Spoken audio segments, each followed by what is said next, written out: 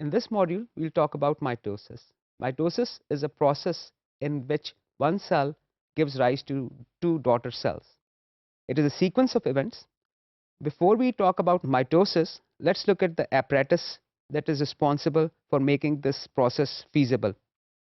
The two components, major components, the spindle and the chromosomes.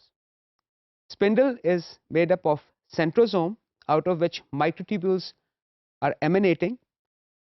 As we have talked about, centrosome is the organelle which is responsible for formation of microtubules. There are two types of microtubules that come out of the centrosome. They are the kinetochore microtubules. These microtubules are the ones which are attached to the chromosomes, a specific region called kinetochore. The other microtubules that are not attached to the kinetochore, these microtubules are called the polar microtubules.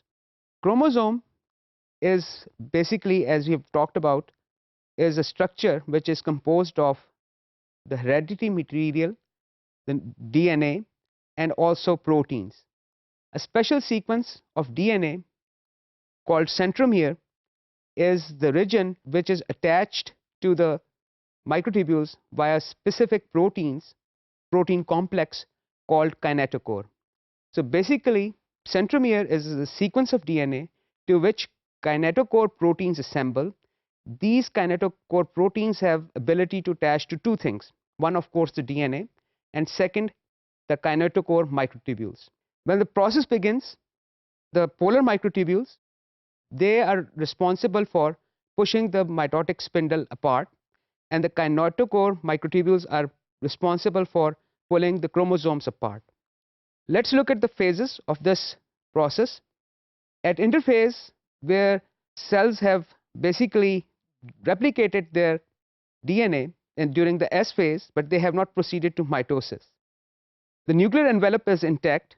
The centrosomes, however, have divided, and of course the DNA inside the nucleus is also has also divided.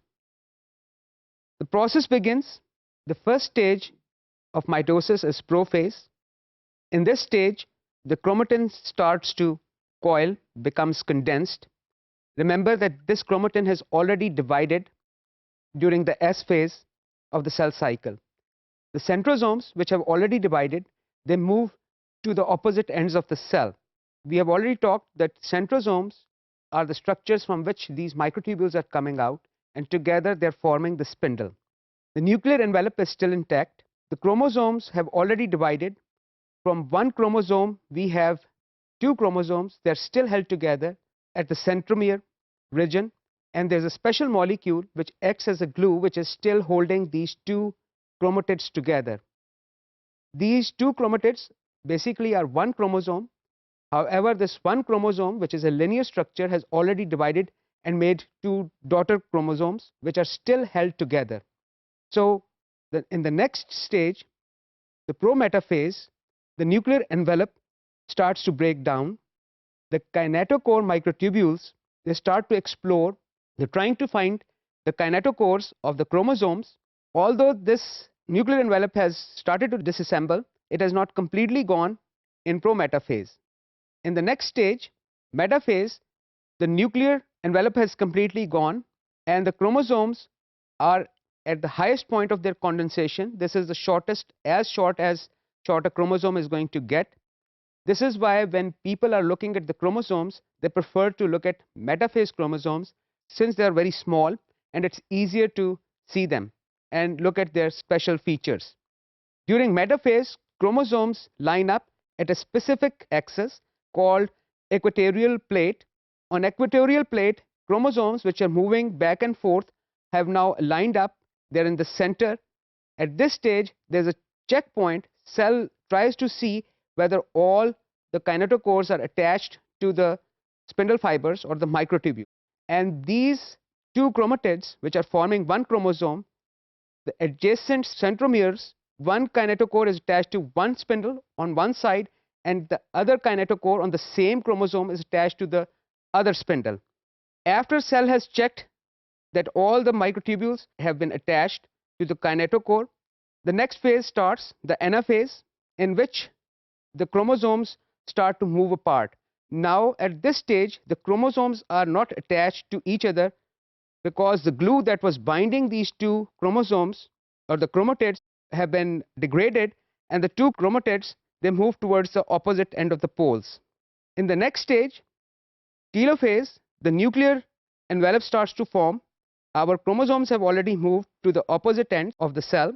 Now in telophase, the nuclear envelope starts to reform, chromosomes start to decondense, and they get ready for the next phase, which is cytokinesis. Now we have two nuclei in the same cell having exactly alike chromosomes which are exactly identical, and now the next event is the splitting of one cell into two cells.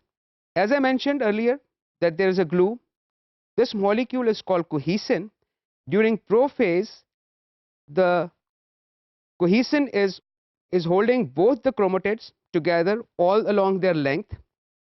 At metaphase, the all cohesin has been degraded except what is left at the centromere or the kinetochore region. At anaphase, as we have talked about, even the cohesin molecules which are present at the centromere region or the kinetochore region, they are also degraded, resulting in separation of the two daughter chromatids. This event basically leads to the separation of the chromatids and allows the formation of two nuclei, which happens in the telophase. After telophase, the cells have to separate. They have to form two individual cells. In order to do that, the cytoplasm has to be divided. The way that works is, as I mentioned earlier, the process is sort of like if you have a ball of dough, you run a thread around it, and then you pull on the two ends of the thread. That will basically cut one ball of dough into two balls of dough. What is the thread here? The thread is actin filaments. They assemble in the center of the cell, and when they contract, they cause the larger cell to split into two daughter cells. Next, we'll talk about the meiosis.